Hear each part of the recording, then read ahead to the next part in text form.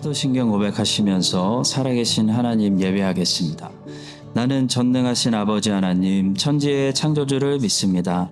나는 그의 유일하신 아들 우리 주 예수 그리스도를 믿습니다. 그는 성령으로 잉태되어 동정녀 마리아에게서 나시고 본디오 빌라도에게 고난을 받아 십자가에 못 박혀 죽으시고 장사된 지 사흘 만에 죽은 자 가운데서 다시 살아나셨으며 하늘에 오르시어 전능하신 아버지 하나님 우편에 앉아 계시다가 거기로부터 살아있는 자와 죽은 자를 심판하러 오십니다. 나는 성령을 믿으며 거룩한 공교회와 성도의 교제와 죄를 용서받는 것과 몸의 부활과 영생을 믿습니다. 아멘. 네, 오늘은 온가족 예배로 우리 자녀들과 함께 앉아 계십니다. 이 시간을 주님께 감사드리며 이 자체를 주신 주님께 또 찬양과 경배를 올려드리기 원합니다. 은혜 아니면 우리가 이렇게 못하죠. 주님의 은혜입니다.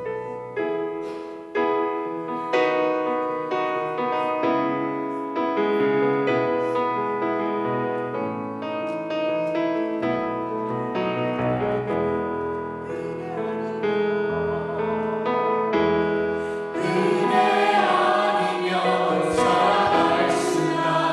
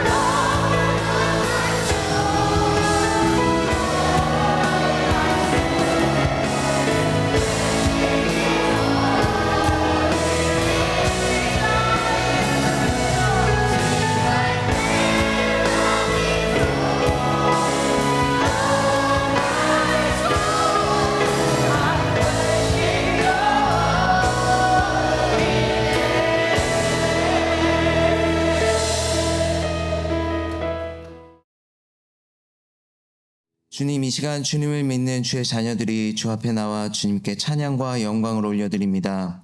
주님은 우리의 모든 찬양을 받으시기 합당하신 분이십니다.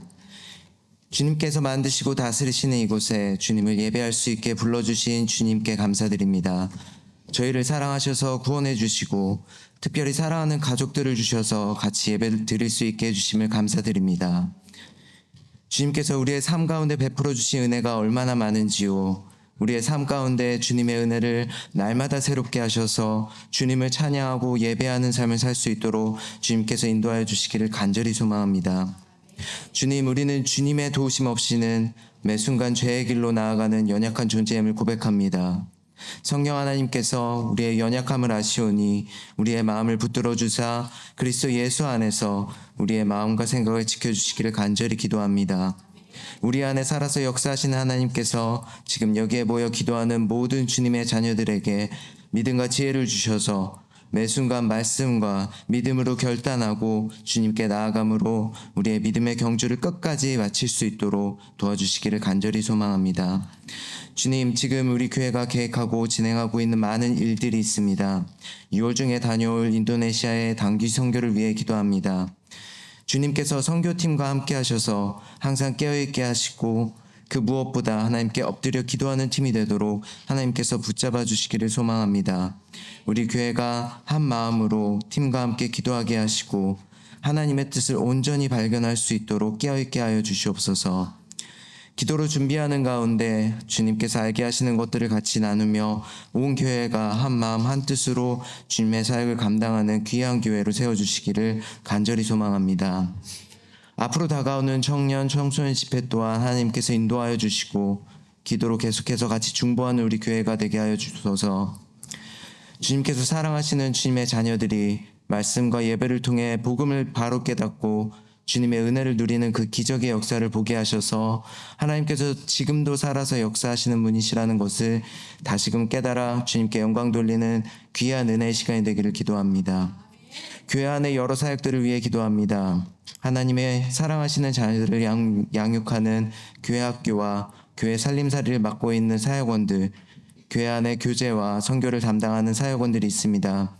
주님의 일을 위해 일하는 주님의 종들을 긍휼히 여겨주시고 주님의 일을 하는 데 있어서 항상 겸손함과 신실함으로 겸비하게 하여 주시기를 기도합니다.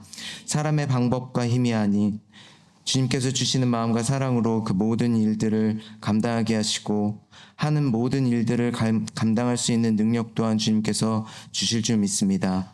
모든 일을 주님께 하듯 할 수 있게 하셔서 우리의 모습 가운데 오직 예수 그리스도만이 드러나 그 열매를 보고 먹는 자들이 오직 주님께만 영광 돌리는 일들이 주님의 종들을 통해 일어날 수 있도록 주님께서 인도하여 주시옵소서. 오늘 선포될 말씀을 기대합니다. 주님 앞에 우리의 마음을 겸손하게 준비하게 하시고 우리의 마음 가운데 겨자씨와 같은 작은 믿음 또한 허락하셔서 주님의 말씀에 믿음으로 순종하게 도와주시기를 간절히 기도합니다. 그 믿음의 발걸음을 통하여 주님의 은혜를 또한 맛보게 하시고 그 은혜를 나눔으로 더욱 풍성해지는 주님의 교회가 될 수 있도록 이 시간에 주께서 역사하여 주시옵소서. 이 시간 이곳에서 예배를 받으시고 역사하시는 예수 그리스도의 이름으로 간절히 기도드립니다. 오늘 점심 식사 후에 장로님들 목양실에서 정기당회 하겠습니다. 존 칼빈 신학교 제가 하는 존 메가더 성경 공부 오늘 저녁 7시에 다시 개학합니다. 이번 주는 금요일 둘째 주일이고요. 둘째 주 금요일이고요. 그래서 성령 대망회로 예배드리겠습니다. 다음 주 주일에는 제가 여기 없습니다. 제가 멜번 한인교회에서 예수님을 만나고 학생부, 청년부 이렇게 성장을 했는데요. 제가 목회한 것은 아니고요. 올해 멜번 한인교회가 50주년을 맞이해서 희년으로 한 달에 한 번 역대 담임 목사님들 초청해서 이렇게 또 큰 축제를 한다고 합니다. 근데 멜번 한인교회 출신 중에 목사된 사람으로 제가 뽑혀서 참 그 목사님들 사이에서 뽑혀서 5월 달에는 제가 가서 설교하기로 했습니다. 그래서 다음 주에는 제 개인적으로 가는 것보다 고민을 많이 했습니다. 가야 되나? 근데 크라이처치 한인 장로교회 담임 목사로서 가는 것이니까요. 가서 사역하는 것이니까요. 우리 저를 위해서 가서 은혜롭게 잘할 수 있도록 기도해 주시고, 다음 주 주일에는 우리 이동훈 부목사님께서 예배 1부, 2부 다 인도해 주시겠습니다. 토요일 날 새벽에 가서 주일 날 밤에 옵니다. 기도해 주시기 바랍니다. 7월 달에 이제 청소년 청년 연합 집회가 또 준비되고 있습니다. 하나님의 나라라는 주제로 올해는 완전 영어권이신 지미리 한번 오셨었죠. 그 자두 사모님 남편입니다. 그 다음에 완전 한국어권이신 조지훈 목사님 모셔서 그동안 너무 영어권만 모셔서 조금 장년들이 예배 참여가 없어서 같이 예배했으면 좋겠다 해서 이틀씩 이렇게 초청을 했습니다. 청소년 청년 연합 집회에서 찬양팀, 예배팀으로 봉사하기 원하시는 분들, 아니면 뒤에서 중보기도 팀이 있습니다. 중보기도로 함께 하시기 원하시는 분들, 또 조별 모임이 있는데요.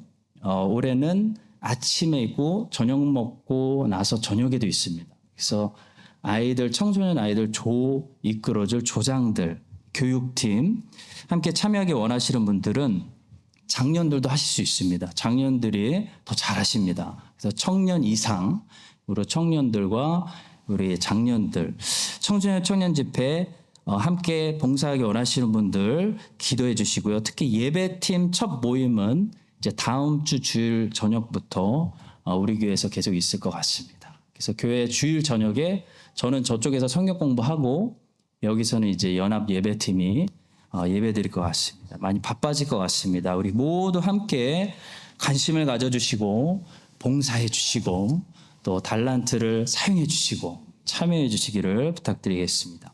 저희 인도네시아 단기선교팀 이제 한 스텝 한 스텝 준비되는 것 같습니다. 한 달 조금 더 남았는데요. 저희들만의 선교가 아니고 우리가 대표로 가는 거니까 저희를 위해서 기도해 주시고 함께 사역해 주시기를 부탁드리겠습니다. 오늘 성경 말씀 봉독은 우리 한국말과 영어로 우리 제이유스, 우리 중고등부 우리 정민이하고 이루가 나와서 해주겠습니다. 사무엘하 5장 1절에서 5절 말씀입니다. 이스라엘 모든 지파가 헤브론에 이르러 다윗에게 나와 이르되 보소서 우리는 왕의 한 권력이니이다. 전에 곧 사울이 우리의 왕이 되었을 때에도 이스라엘을 거느려 출입하게 하신 분은 왕이시었고 여호와께서도 왕에게 말씀하시기를 내가 내 백성 이스라엘의 목자가 되며 내가 이스라엘의 주권자가 되리라 하셨나이다 하니라.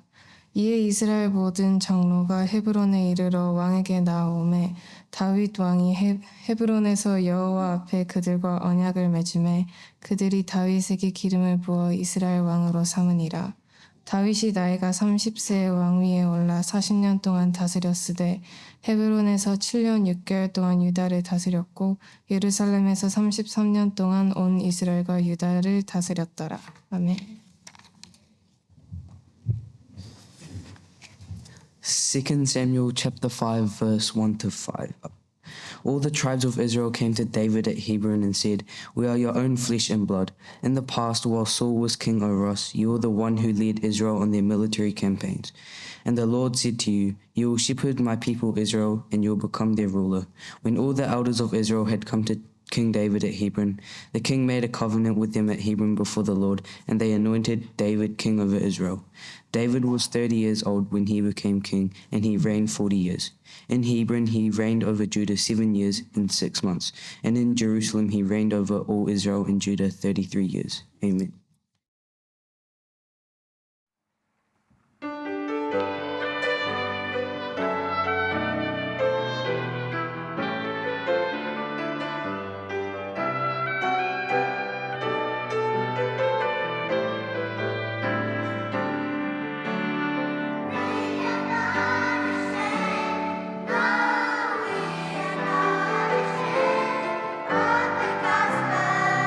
Jesus we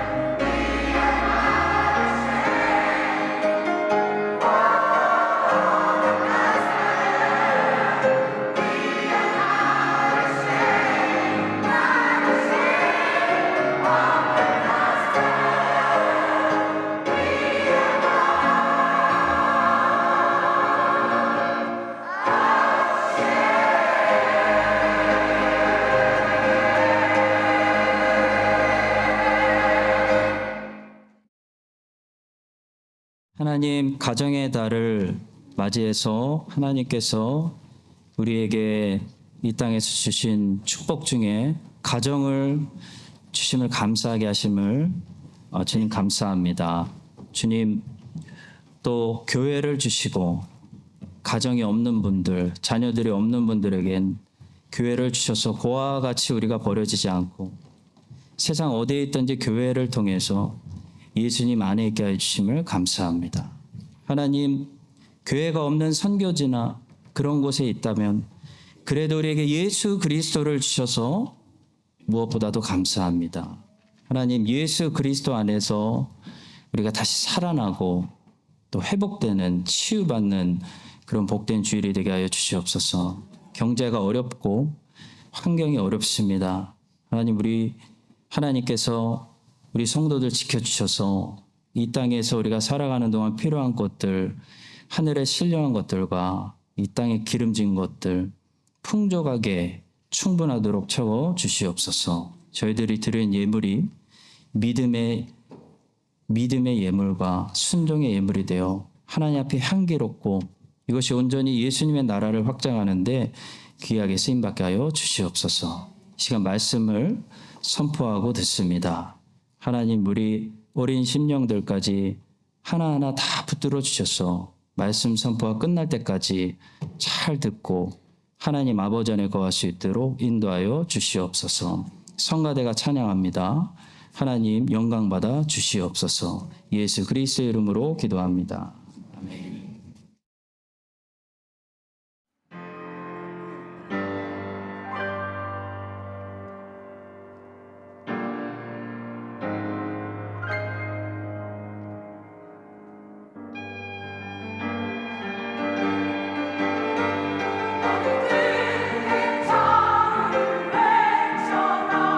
이 땅에 주의 땅 밟으러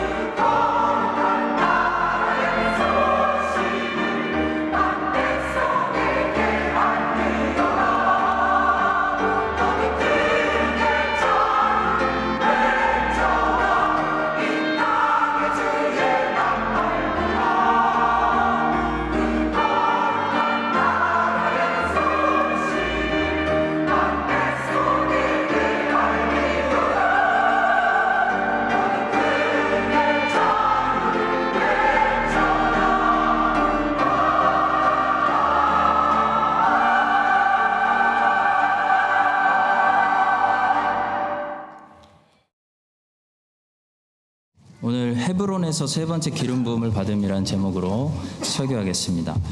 다윗은 총 3번 기름 부음을 받았습니다. 처음에는 베들레헴에서 사무엘에게 기름 부음 받았고, 두 번째는 헤브론에서 유다 지파 사람들에게 기름 부음 받았고, 세 번째는 이 동일한 헤브론에서 그러나 이제 이스라엘 전체 지파 왕으로 다시 한번 기름 부음을 받았습니다. 오늘 우리가 읽은 본문 그 중에서 세 번째 기름 부음 받는 사건입니다. 다윗이 이제 드디어 오래 기다렸죠. 이스라엘 전체의 왕으로 세워지는 그런 장면입니다. 오늘 본문의 말씀을 통해 3가지를 묵상하겠습니다. 첫 번째로 다윗이 온 이스라엘의 왕이 되면서 하나님의 통치와 하나님의 나라도 같이 확장되고 있다는 사실을 보게 됩니다. 본문 2절을 보시면 이스라엘 백성들이 다윗을 이제 최종 왕으로 세우려고 하면서 무엇을 인지하고 있냐면 여호와께서 이 나라의 하나님이시다. 여호와께서 우리의 하나님이시다라는 사실을 다시 인지하고 있다는 것을 보게 됩니다. 2절의 말씀입니다. 전에 곧 사울이 우리의 왕이 되었을 때에도 이스라엘을 거느려 출입하게 하신 분은 왕이시었고 여호와께서도 왕에게 말씀하시기를 내가 내 백성 이스라엘의 목자가 되며 내가 이스라엘의 주권자가 되리라 하셨나이다. 7년 반 동안 북쪽에서 아브넬의 통치를 받고 있을 때는 여호와의 뜻을 생각하지도 않고 살았습니다. 여호와를 인식하지 않았던 이 백성들이 이제 다윗을 그들의 왕으로 세우려고 하면서 제일 먼저 변화된 것은 그들이 다시 여호와의 뜻을 찾고 있고 여호와의 말씀을 기억하고 있고 여호와를 그들의 하나님으로 다시 인정하기 시작했다는 거죠. 다윗은 왕이 되면서 자기만 왕이 된 것이 아니고 진짜 왕이신 하나님의 통치를 이 땅에 확장시키는 그런 사람이었습니다. 아브라함의 삶을 보면은 아브라함의 삶의 영역이 넓어질수록 하나님의 나라도 같이 넓어지고 있는 것을 보게 됩니다. 아브라함은 그 일을 구체적으로 어떻게 했냐면 가는 곳마다 제단을 세우면서 그 일을 했습니다. 아브라함이 여기도 제단 세웠네. 여기도 아브라함이 제단 세우고 갔네. 이렇게 했다는 거죠. 여러분, 제단은 예배를 의미합니다. 아브라함이 가는 곳마다 제단을 쌓았다는 것은 그 장소에서 하나님을 하나님으로 인정했다. 그런 말입니다. 우리가 만약에 가정에서 예배를 드리면 그건 어떤 의미냐면요. 이 가정의 왕으로 계신 하나님을 하나님으로 인정합니다. 그런 말이에요. 그러면 하나님이 임재하셔서 하나님이 그때부터 다스리고 통치하시는 하나님의 나라가 가정에 세워지는데 하나님이 임재하는 곳에는 어디나 그분의 영광에 합당한 찬양과 경배가 있기 마련입니다. 그것이 바로 예배죠. 야곱이 베델에서 자고 있다가 베델에서 영광의 하나님을 만났습니다. 어젯밤까지만 해도 그냥 돌밭에 불과했던 그 베델에서 야곱이 하나님을 뵙고 보니까 그 다음날 아침에 베델이 어떻게 된 거죠? 예배의 장소로 바뀐 것입니다. 베델에 제단이 세워진 거예요. 거기서 살아계신 하나님이 하나님으로 인정받으시는 그런 역사가 시작된 겁니다. 그것이 바로 하나님 나라가 제단을 통해 이 땅에 확장되는 그런 방법인 것이죠. 내가 가는 곳마다 제단을 세우는 것이 하나님 나라를 확장시키는 것입니다. 저는 카페를 갔는데 가끔 이 찬송 음악이 나오면 너무 반가워요. 여기에 하나님을 하나님으로 인정하는 백성들이 있구나. 하나님 나라가 있구나. 지난번에 휴가를 마치고 테카포에서 돌아오는데요. 그 파이로 유명한 데 있잖아요. 페어리라는 동네가 있지 않습니까? 저 운전하는데 너무 졸음이 와서 커피를 사 먹으려고 페어리 타운 안으로 들어갔어요. 원래 안 들어가는데. 그래서 카페를 찾는데 익숙치가 않아서 잘 모르겠는 거예요. 어디로 가야 되지? 그래서 방황하다가 커피 사인을 보고 차를 주차하고 무조건 들어갔습니다. 근데 정말 오래된 빵집이었어요. 딱 들어갔을 때 잘못 들어왔다라는 생각을 했어요. 근데 이미 들어왔어요. 이미 들어왔고 손님은 나밖에 없어요. 주인이 하고 인사를 했어요. 그러니까 못 나가잖아요. 그래서 그냥 커피 2잔을 시켰어요. 그리고 기다리는데 뭔가 귀에 익숙한 멜로디가 들려오는 거예요. 찬송이 나오더라고요. 그래서 그 한국 사람이 절대로 들리지 않을 것 같은 그 구석의 오래된 빵집 안에서 하나님을 인정하는 백성들이 살고 있고 그런 하나님의 나라를 경험했습니다. 아무리 겉으로 좀 오래되고 초라해 보이더라도 하나님으로 인정하는 제단이 이 집에 있구나. 하나님 나라가 있구나. 그래서 페일리에서 파이는 안 먹었어도 은혜를 받고 왔습니다. 우리 성도님들의 사업터에서 찬송의 소리를 들으면 역시 우리 성도님들 잘하고 계시는구나. 하나님으로 인정하는 제단을 쌓고 계시는구나. 그런 생각을 하게 됩니다. 블랙핑크 듣지 마시고 찬송 들으세요, 여러분. 아브라함이 그랬어요. 가는 곳마다 그 물란한 가나안 땅을 돌아다니면서 제단을 쌓았어요. 그래서 하나님의 나라가 가나안 땅에 임하게 했습니다. 창세기 12장 8절의 말씀이에요. 거기서 베델 동쪽 산으로 옮겨 장막을 치니 서쪽은 베델이요 동쪽은 아이라. 그가 그곳에서 여호와께 제단을 쌓고 여호와의 이름을 부르더니. 재밌는 것은 베델은 하나님의 집, House of God이라는 뜻이고요. 아이는 폐허, 무더기, 잿더미 그런 뜻입니다. 여러분, 하나님의 집과 이 폐허, 무더기 사이에는 무엇이 있죠? 제단이 있어요. 우리가 사는 곳이 하나님이 거하시는 집이 되게 할 것인지 아니면 시체들이 썩는 냄새가 풀풀 나는 폐허가 되게 할 것인지 잿더미가 되게 할 것인지 무엇이 결정한다는 거예요? 제단이 결정한다는 거예요. 제단에서 그것이 결정된다는 것입니다. 내가 가는 곳마다 제단을 쌓아 하나님의 이름을 부르고 내가 서 있는 곳마다 하나님을 하나님으로 인정하면 거기에 하나님이 임재하셔서 그 장소가 베델이 그 돌 무더기가 거룩한 하나님의 집이 되는 것이에요. 어떤 할머니가 간증하셨는데요. 자기가 나치 수용소에 끌려갔을 때 자기가 머무는 곳에 갑자기 이가 많아져서 더 혹독하고 어려운 그런 환경이 되었다는 거예요. 근데 참 신기한 것이 이가 많아지니까 간수들이 오지를 않더래요. 자기네들도 이를 옮길까 봐. 간수들이 오지를 않으니까 거기서 마음껏 자유롭게 기도하고 막 큰 소리로 찬양하고 사람들에게 용기를 주고 소망을 나눴다는 그런 간증 이야기를 한 유명한 할머니가 있습니다. 나치 수용소에서 하나님을 찬양하는 소리가 울려 퍼질 때 나치 수용소가 하나님의 나라로 바뀌는 그런 역사가 일어난 거죠. 바울과 실라가 2차 전도여행 때 빌립보에서 두들겨 맞고 캄캄한 지하 감옥에 갇혔습니다.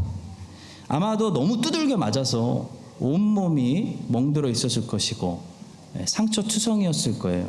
근데 바울과 실라가 그 캄캄하고 빛도 없고 아마도 쥐들이 우글거리는 그 지하 감옥에서 뭘 하죠? 하나님을 찬송해요. 하나님을 하나님으로 인정하고 하나님을 신뢰한다고 고백해요. 그랬더니 그 다음에 어떤 역사가 일어납니까? 하나님의 나라가 빌립보 감옥뿐만 아니라 빌립보 도시에 임하기 시작해요. 하나님이 임재하시는 것입니다. 그랬더니 기적이 일어나죠. 지진이 일어나서 감옥문이 다 열리고 간수장을 전도할 수 있는 놀라운 기회가 열리는 것입니다. 성도 여러분, 우리가 어디 있느냐가 중요한 것이 아니에요. 내 인생의 어느 상황에 내가 들어있느냐가 중요한 것이 아니고요. 하나님을 찬양하고 하나님을 하나님으로 인정하고 신뢰하는 그 제단이 있느냐가 중요해요. 가나안 땅에 있느냐, 애굽 땅에 있느냐, 갈대아 땅에 있느냐가 중요한 게 아니에요. 우리 삶에 지금 돈이 많이 있느냐, 아니면 형편이 어렵느냐, 영주권이 있느냐 없느냐가 중요한 게 아니에요. 지금 내 예배가 살아있느냐, 제단에 불이 붙어 있느냐, 꺼졌느냐, 이게 중요해요. 우리가 지금 서 있는 곳이 혹시 여러분들 중에 혹시 지금 계신 곳이 캄캄한 빌립보 지하 감옥 같은 곳이라 할지라도요, 거기서 제단을 쌓고 거기서 하나님의 이름을 부르면요, 거기에 하나님이 임재하세요. 그 지하 감옥에 하나님이 들어오세요. 그 어둡고 쥐들만 가득하고 아무 소망이 없고 영주권도 없고 돈도 없고 아무 소망이 없는 곳에 하나님이 들어오셔서 하나님의 통치가 시작돼요. 그래서 기적이 일어나기 시작하는 하나님의 나라가 임하게 되는 것입니다. 다윗이 그랬어요. 가는 곳마다 아둘람 굴 속에서 제단 쌓고 찬송 부르고 시편 쓰고 하나님 신뢰한다고 울면서 고백하고 너무 힘드니까 하나님의 이름을 부르는 제단을 쌓았습니다. 그래서 다윗의 지경이 넓어질수록 다윗이 가는 곳마다 하나님의 나라가 같이 따라오고 확장되는 거예요. 다윗이 천국을 들고 다니는 거예요.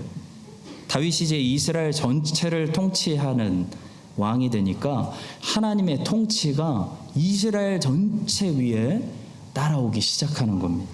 여러분과 저도 우리가 가는 곳마다 천국을 가지고 다니는, 하나님을 예배하는 그런 제단을 쌓을 때 다윗의 삶처럼 우리의 지경이 넓어질수록 하나님의 나라도 우리와 함께 옆으로 확장되는 그런 제사장의 삶을 살아가시기를 예수님의 이름으로 간절히 축복합니다.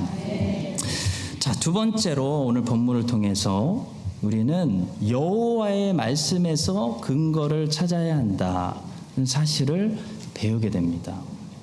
이 본문에 보시면 아주 바람직한 일들이 일어나요. 이스라엘 백성들에게 나타나고 있어요. 그들이 다윗을 이제 와서 왕으로 인정하고 세우려고 하는 그 이유를 여호와의 말씀에서 찾고 있다는 거예요. 2절의 말씀 다시 보시겠습니다. 전에 곧 사울이 우리의 왕이 되었을 때도 이스라엘을 거느려 출입하게 하신 분은 왕이시었고 여호와께서도 왕에게 말씀하시기를 내가 내 백성 이스라엘의 목자가 되며 내가 이스라엘의 주권자가 되리라 하셨나이다. 여러분, 영적인 각성, 종교개혁, 부흥 이런 게 일어날 때 반드시 일어나는 현상이 있는데요, 바로 이 현상이에요. 저 현상이에요. 사람들이 더 이상 근거를 다른 데서 찾는 것이 아니라 여호와의 말씀에서 찾기 시작한다는 거예요. 모든 것의 근거를 여호와의 말씀에서 찾기 시작하는 것이 개혁이고 부흥이고 영적 각성이에요. 우리 개신교는 솔라 스크립트라, 오직 성경을 믿습니다. 로마 카톨릭은 프리마 스크립트라, 성경 우선, 성경 첫 번째, 성경 제일을 외쳐요. 오직 성경은 뭐냐면 오직 성경의 계시만으로 충분하기 때문에, sufficient하기 때문에 거기서 절제하고 거기서 만족한다는 것을 말합니다. 그러니까 성경이 멈추는 곳에서 나도 멈추어도 성경을 통해 계시해 주신 것만으로 충분하다는 거예요. 나는 하나님을 충분히 알아요. 그것이 오직 성경이에요. 근데 성경 우선, 성경 제일, 성경 첫 번째를 가지고 있는 로마 카톨릭은 성경만으로는 부족하다고 느끼기 때문에 성경도 읽고 외경도 읽어요. 다른 것을 찾아요. 여러분, 초대교회 때 왜 그렇게 이단이 많았냐면요, 외경을 많이 읽었기 때문에 이단이 많이 나왔어요. 성경의 정경화 과정이 AD 400년이나 돼서 나오기 때문에 초대교회 때 사람들은 베드로 행전, 도마복음, 유다복음 같은 외경을 많이 읽었어요. 성경도 읽고 외경도 읽었어요. 그래서 사람들은 성경의 그 정경화 작업이 빨리 필요하다는 것을 느꼈습니다. 잘못된 책들을 읽으면요, 이단 사상들이 섞여 나오게 되어 있어요. 비성경적인 생각들, 특히 인본주의적인 사상들, 성경과 싸우고 그리스도를 제거하는 사상들이 나오는 거예요. 여러분, 우리가 만약에 성경만으로 하나님을 아는 것이 충분합니다 라고 고백하지 않고 성경만으로는 하나님을 아는 것이 뭔가 부족하기 때문에, 뭔가 채워지지 않기 때문에 나는 어떤 특별한 체험을 좀 해야겠습니다. 나는 어떤 신비한 체험을 통해서 하나님을 더 깊이 만나야겠습니다. 체험이 있어야 하나님을 좀 만난 것 같습니다. 좀 저는 찌릿찌릿해야 됩니다. 라는 생각을 가지고 있으면요, 그것이 성경 제일 사상인 거예요. 성경 제일 사상을 가지고 있으면 성경을 첫 번째라고 고백해 놓고 자꾸 어떻게 되냐면 성경을 꼴찌에 두기 시작해요. 성경을 나중에는 다 제쳐놓고 다른 체험들을 찾아다니기 시작합니다. 그래서 성경을 선포하는 설교보다는 특별한 체험을 자꾸 이야기하는 간증 집회에 더 많이 관심이 가게 돼요. 그래서 여러분 그렇게 간증 집회가 많아지는 거예요. 말세. 성경 제일 사상을 가지고 있는 사람들이 항상 나타내는 특징이 하나 있는데요. 바로 눈에 보이는 현상, 가시적인 현상을 자꾸 찾는다는 것입니다. 표적을 찾는 거죠. 가시적인 경험이 하나님이라고 생각하는 거예요. 기적이 하나님이라고 생각하는 거예요. 여러분, 저는 하나님께서 선교지에서 갑자기 병을 고쳐주시고 기적을 일으켜주시는 것을 의심하지 않습니다. 기적은 일어납니다. 저도 선교 갔을 때 안 고쳐진다고, 진전이 전혀 없다고 한 병자들이 우리 선교팀 눈앞에서 갑자기 막 진전이 일어나고 고쳐지고 하는 것을 봤어요. 저는 하나님이 우리를 격려하시기 위해서 가끔 특별한 꿈을 꾸게 하신다거나 무지개를 보여주신다거나 특별한 상황을 통해 말씀하신다는 것을 부인하지 않습니다. 저도 시드니에서 여기 올 때 정말 하나님이 꿈으로 보여주셨어요.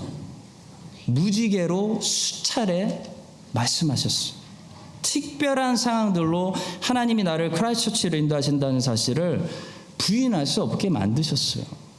그런데 여러분, 제가 지금까지 제 꿈 얘기한 거 들어보신 적 있습니까? 제가 제 표적 얘기 한 번이라도 해본 적 있어요? 왜냐하면요, 그것보다 하나님의 말씀에 하나님의 뜻이 훨씬 더 명확하게 기록되어 있기 때문이에요. 하나님이 꿈으로 말씀하시지 않아도 저에게는 성경이 내 하나님의 뜻을 깨닫기에 충분하기 때문입니다. 여러분, 오해하지 마십시오. 개혁신앙은 하나님이 꿈이나 자연이나 어떤 현상으로 말씀하실 수 없다라고 말하지 않습니다. 개혁신앙은 하나님이 우리를 위로하시려고 주시는 그런 특별한 경험들을 부인하는 것이 아니라 그거를 절대화시키지 않고 객관화시키지 않는 것이에요. 다시 말해, 하나님이 저에게 꿈을 주시고 특별한 현상을 주셨어도 그건 나만 간직하면 되는 것이지, 그것을 객관화시켜서 그것을 가지고 당신도 그런 경험을 해야 됩니다 라고 간증하고 돌아다니지 않는다는 것이에요. 무지개 사인보다 성경이 훨씬 더 명확하고 구체적인 하나님의 약속들이 담겨 있습니다. 그래서 개혁신앙인은 오직 성경만으로 하나님을 내가 아는 것이 나에게 충분합니다 라고 고백하는 것입니다. 그것이 가장 건강하고 안전한 성경적인 신앙생활이에요. 그렇지 않고 자꾸 가시적인 것을 추구하고 가시적인 현상이 없으면 하나님이 아니라고 말하게 되면 우리는 우상숭배에 빠지게 됩니다. 여러분, 홈리와 비느하스의 신앙이라고 들어보셨나요? 홈리와 비느하스 신앙 제가 만들었어요. 홈리와 비느하스의 신앙이 뭡니까? 하나님을 가시적으로 믿는 것입니다. 보여야 하나님을 믿는 거예요. 보이는 것이 하나님이라고 생각하는 거예요. 기적이 하나님이고 병고침이 하나님이고 특별한 체험이 하나님이고 무지개가 하나님이고 표적이 하나님이라고 하나님을 가시적으로 추구하는 것이 홈리와 비느하스의 신앙입니다. 홈리와 비느하스는 언약궤가 하나님이라고 믿었어요. 그래서 전쟁터에 언약궤를 가져옵니다. 그들에 따르면 하나님을 모셔온 거예요. 근데 여러분, 어떻게 됐습니까? 전쟁에서 대패하고 홈리와 비느하스는 그 자리에서 살해당하고 언약궤는 빼앗겼습니다. 만약에 진짜 하나님이 오셨다면 절대 그런 일이 일어날 수 없습니다. 왜 그런 일이 일어난 거죠? 하나님이 함께 하시지 않았기 때문이에요. 언약궤가 하나님이 아니었기 때문이에요. 여러분, 누가 병 고쳐주고 치유가 일어난다고 그 간증 집회에 하나님이 계신 것이 아닐 수도 있어요. 하나님이 안 계실 수도 있어요. 하나님은 어디에 계시는지 아십니까? 그리스도의 말씀이 선포되는 곳에 성령으로 임재하시는 거예요. 거기 하나님이 계시는 거예요. 이스라엘 사람들이 광야에서 불뱀에게 물렸을 때 하나님께서 모세에게 놋뱀을 만들어서 높이 달라라고 하셨습니다. 그때 놋뱀을 바라본 사람들이 다 살았어요. 기적이 일어났어요. 자, 그런데 그 후에 어떤 일이 이스라엘에 일어났냐면 놋뱀을 절대화시켜서 놋뱀이 하나님이 되었어요. 사람들이 놋뱀을 하나님이라고 생각하고 놋뱀을 경배하는 일이 벌어집니다. 그래서 열왕기하에 보시면 종교개혁이 일어났을 때 히스기야가 이 놋뱀을 제거합니다. 열왕기하 18장 4절. 그가 여러 산당들을 제거하며 주상을 깨뜨리며 아세라 목상을 찍으며 모세가 만들었던 놋뱀을 이스라엘 자손이 이때까지 향하여 분향함으로 그것을 부수고 느흐수단이라 일컬었더라.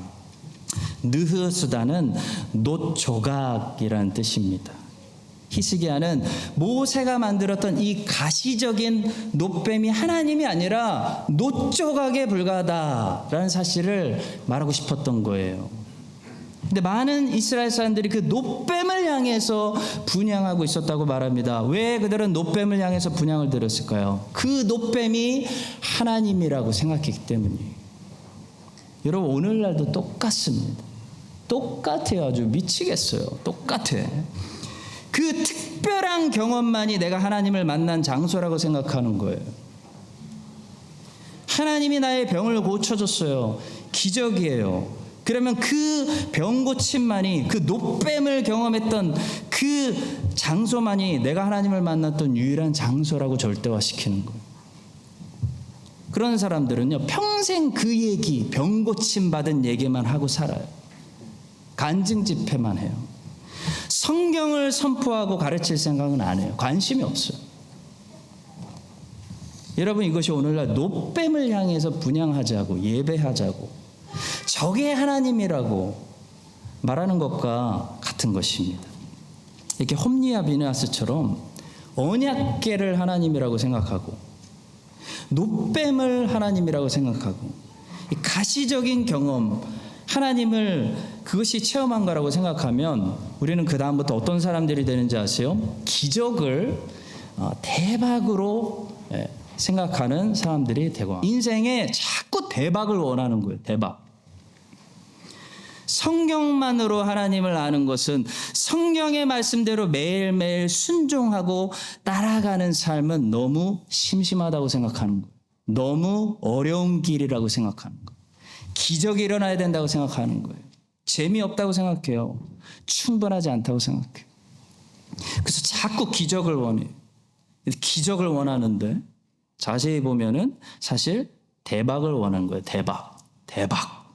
하나님이 놋뱀 같은 사건을 다시 반복해 주시기를 원하는 거예요. 그래서 병 한 방에 나버리고 문제 한 방에 사라지고 그런 대박을 추구하는 그런 음란한 우상숭배의 길로 빠지게 되는 것입니다. 성도 여러분, 오직 성경만으로 하나님을 아는 것은 뭔가 부족하고 매일 말씀을 통해 꿋꿋이 하나님 말씀에 순종하는 그 진리의 길을 걸어가는 것은 뭔가 짜릿하지 않은, 충분하지 않은 것이라고 생각하는 그런 성경 제일 이단적인 사상을 우리가 버리고 오직 성경만으로 하나님을 아는 것이 나에게 충분합니다. 성경이 멈추는 곳에는 나도 멈추겠습니다. 성경 말씀대로 어렵고 힘들어도 십자가 지고 오늘 또 한 걸음 걸어가겠습니다 라고 고백하는 여러분과 제가 될 수 있기를 간절히 축복합니다. 오늘 본문에 이스라엘 사람들이 이제야 정신을 차렸어요. 이제야 정신을 차리고 다시 하나님의 말씀을 기억하고 하나님 말씀을 근거로 하나님의 뜻을 찾아서 다윗을 왕으로 세우고 있는 것처럼 여러분과 제가 하나님의 말씀을 근거로 하나님의 뜻을 찾아서 그 뜻을 매일 순종하는 그런 참 이스라엘 백성도 되시기를 예수 그리스도의 이름으로 축원합니다. 자, 마지막 세 번째입니다. 오늘 본문에서 중요한 말씀은 다윗이 헤브론에서 기름 부음을 받은 거룩한 종으로 세워지고 있다는 사실입니다. 오늘 본문에 보시면 다윗이 헤브론에서 기름 받았다라는 사실을 정확하게 기록하죠. 3절입니다. 이에 이스라엘 모든 장로가 헤브론에 이르러 왕에게 나오매 다윗 왕이 헤브론에서 여호와 앞에 그들과 언약을 맺으매 그들이 다윗에게 기름을 부어 이스라엘 왕으로 삼으니라. 다윗은 유다 지파의 왕으로서 헤브론을 중심으로 7년 6개월 다스리고 온 이스라엘의 전체 왕으로서 예루살렘을 중심으로 33년을 통치했는데요. 헤브론에서 기름 부음 받고 예루살렘으로 가서 기름 부음 받은 것이 아니고요. 헤브론에서 기름 부음 받아 유다 지파의 왕이 되었고 다시 헤브론에서 기름 부음 받아 이스라엘 전체 왕이 된 것이었습니다. 자, 다윗이 애초에 이렇게 헤브론으로 오게 돼서 두 번의 기름 부음을 받은 것은 하나님의 뜻이었습니다. 사무엘하 2장 1절의 말씀입니다.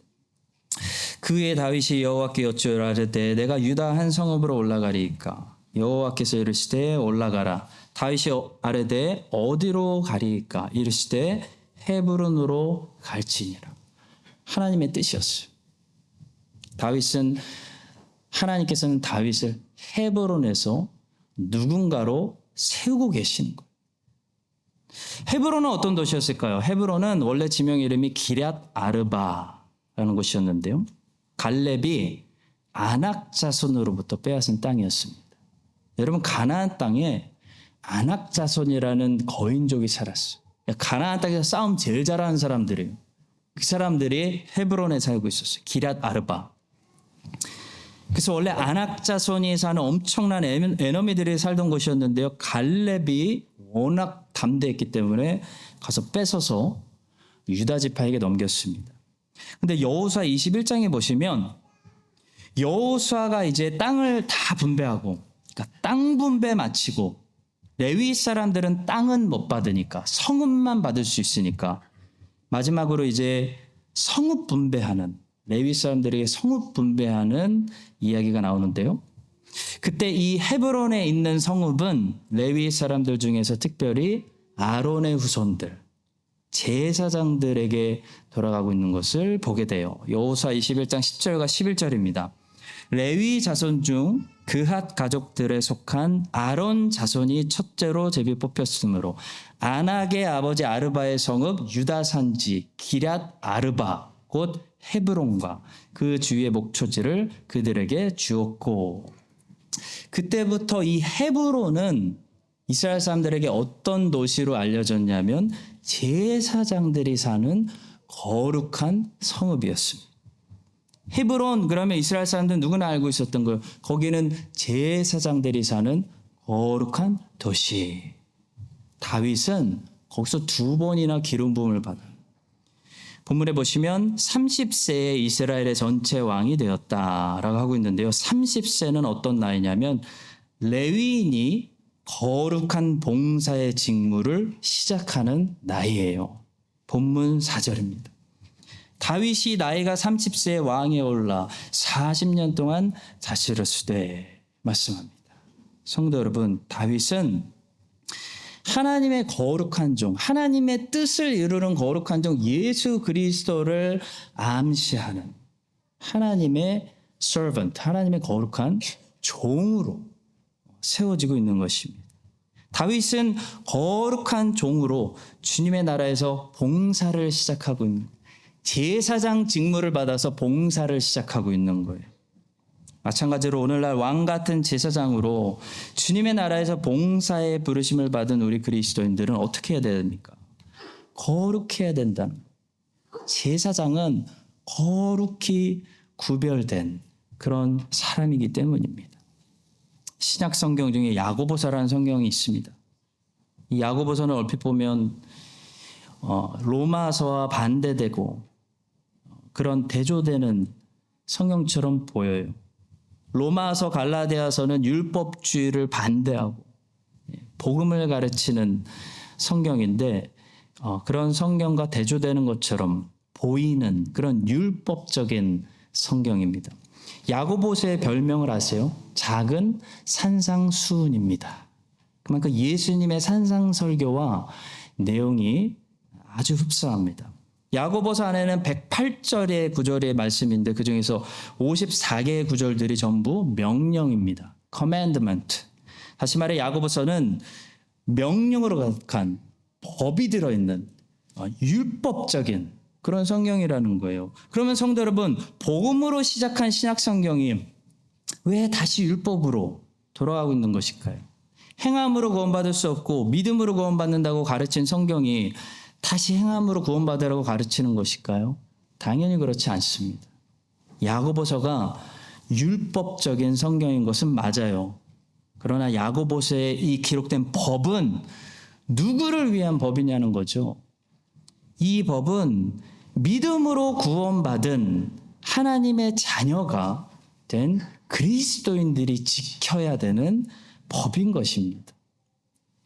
로마서와 갈라디아서 신약 성경의 복음이 율법과 싸울 때는 율법주의하고 싸우는 거예요.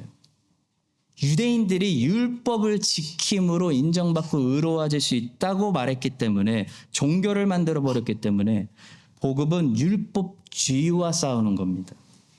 자, 그러나 성경은요, 율법주의를 먼저 깨뜨리고 복음을 제시해서 구원한 하나님의 백성들에게 이제부터 무법으로 살라고 절대로 가르치지 않습니다. 성경은 이 구원받은 하나님 자녀들에게 법을 줘요, 법. 법을 줍니다. 엄청난 법을 줍니다. 명령을 줍니다. 지침을 줍니다. 그것이 야고보서 말씀입니다. 여러분, 법이 없는 나라가 잘 사는 거 보셨나요? 잘 사는 나라일수록 법이 잘 돼 있어요. 제가 미국에 살아보니까 별의별 법이 다 있어요. 법이 철저해요.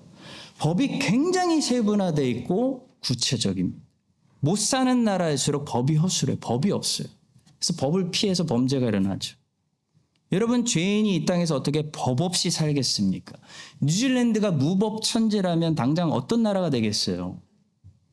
그리스도인도 마찬가지인 것입니다. 그리스도인의 삶도 마찬가지예요.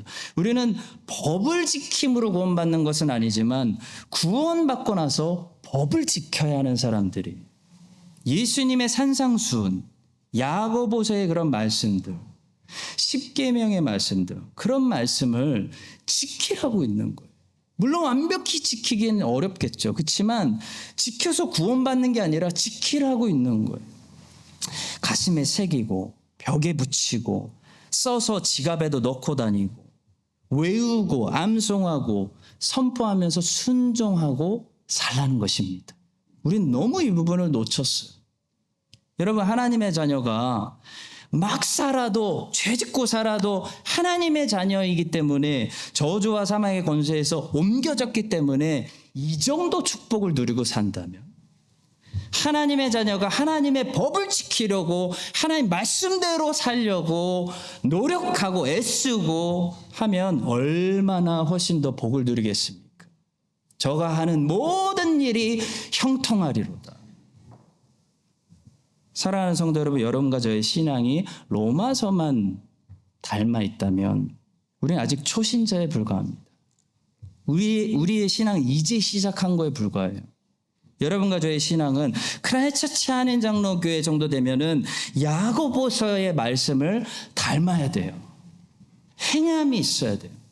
순종의 열매가 보여야 돼요. 여러분, 야고보서가 말씀하는 그 내용이 뭔지 아십니까?